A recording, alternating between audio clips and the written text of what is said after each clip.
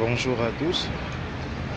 Alors aujourd'hui c'est avec un réel plaisir que je vous passe un petit message.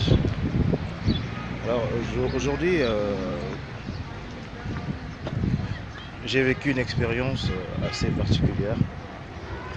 C'est lors du départ d'un frère pour un autre pays.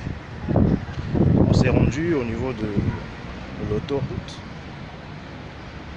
Il est arrivé que nous sommes tombés en panne. Et c'est là que la vraie chose commence et le vrai message que je voudrais partager commence. Il est arrivé un moment où nous sommes confrontés à une situation selon laquelle on devait être remorqué.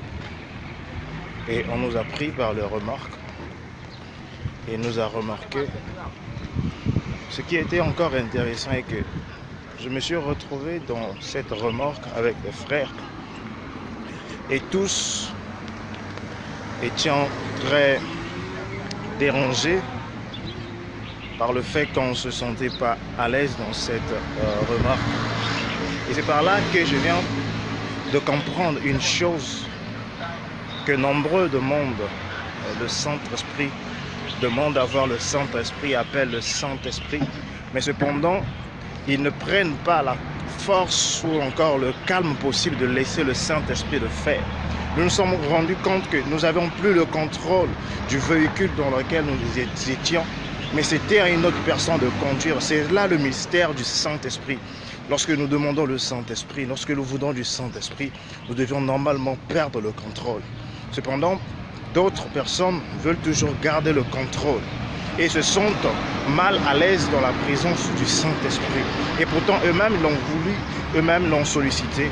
Ils ont demandé le Saint-Esprit et le Saint-Esprit a pris place, mais ils sont mal à l'aise dans la présence du Saint-Esprit. Ils veulent toujours avoir le contrôle de X et de Y.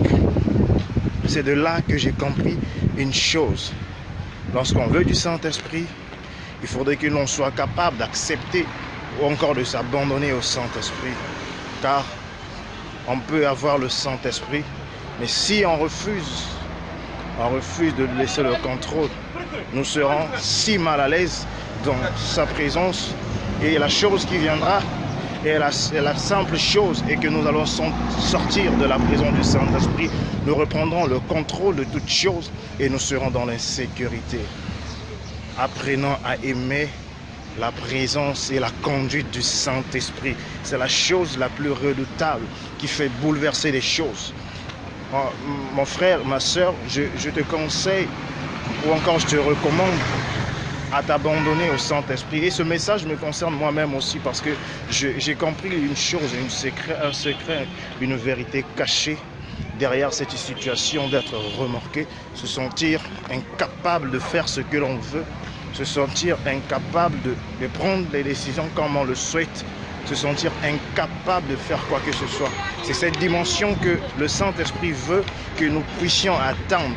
Mais cependant, il veut que lorsque nous atteignons cette dimension, que nous puissions nous abandonner, que nous puissions nous sentir à l'aise dans sa présence. Et c'est à ce moment-là que nous sommes réellement dans une sécurité certaine et nous avions là la capacité de surmonter toutes les situations ou encore de défier toutes ces circonstances.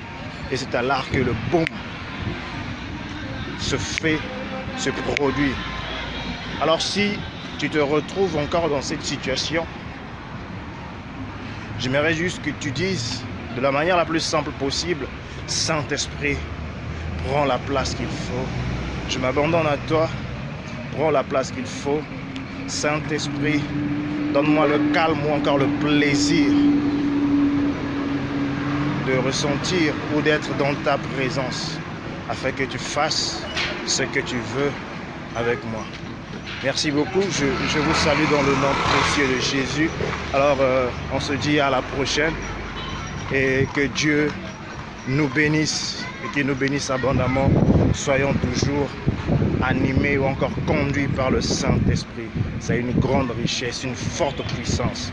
Que Dieu nous bénisse.